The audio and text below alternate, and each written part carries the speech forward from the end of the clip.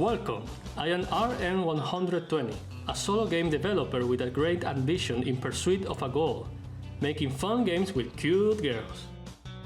My first game ever is Fiend Heart, a difficult free platformer in which you play as Elisa, an adorable vampire, avoiding dozens of obstacles in her own castle, and at the end of each level, you meet another girl and have a funny interaction with them. I really love working on this project because I deliberately made it with stuff I like. This game also teach me the process of publishing a game for Steam, which was a funny experience because at one part they asked me if my game had some mature content.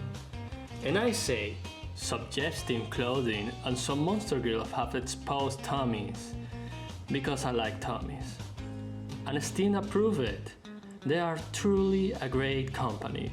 Thanks, game. But anyways, after I finished making Fiend Heart, I was ready to make another game, but I realized that if I wanted to keep making these creative endeavors, well, I have to commercialize my work. And so, my second game born, Dungeon Watchers. It's a survival type of game where you can make broken builds that cover the entire screen. It has multiple characters with different skills and gameplay mechanics, and the enemies on the map have different behaviors. For example, you have the geysers, which at certain distance they begin to shoot projectiles at you. You also have the shy ghost girls, which stop moving when you don't look at them, but they start attacking you once you're running away from them. There's also spiders charging against the player, and many more. It's already on early access right now on Steam for only $3, and when it reaches the final version, it's gonna be $5.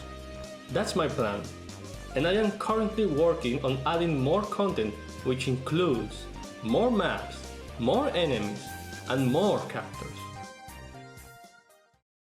Now, the reason why I decided to make a survivor game is because I myself like to play these kind of games. But the most important reason because I decided to make one is because it allowed me to create many playable characters, and I really have fun doing that.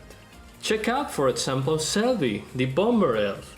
She cannot use magic, so she throws bombs around her like there's no tomorrow in order to defeat all the enemies she encounters in the dungeons.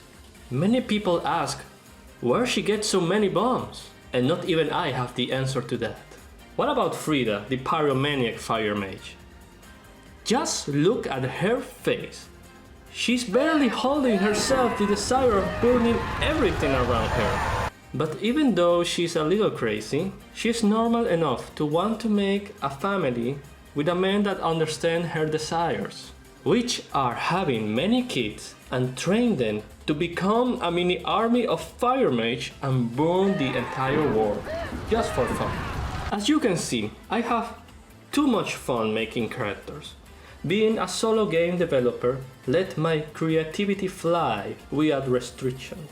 And it's one of the most complete creative experience that someone can do.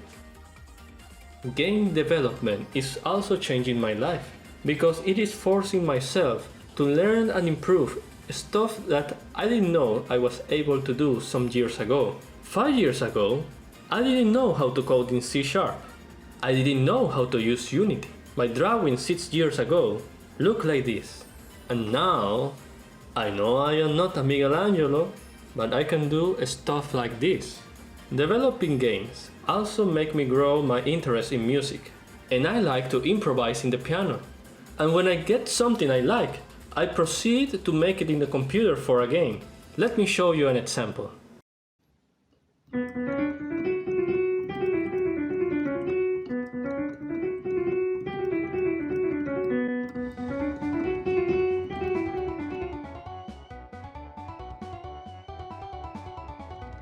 In other words, I like to learn, and I will keep doing it. Recently, I am picking an interest on making animations, and also I am taking my time learning how to make 3D models on Blender, because I have plans for the future to make 3D games.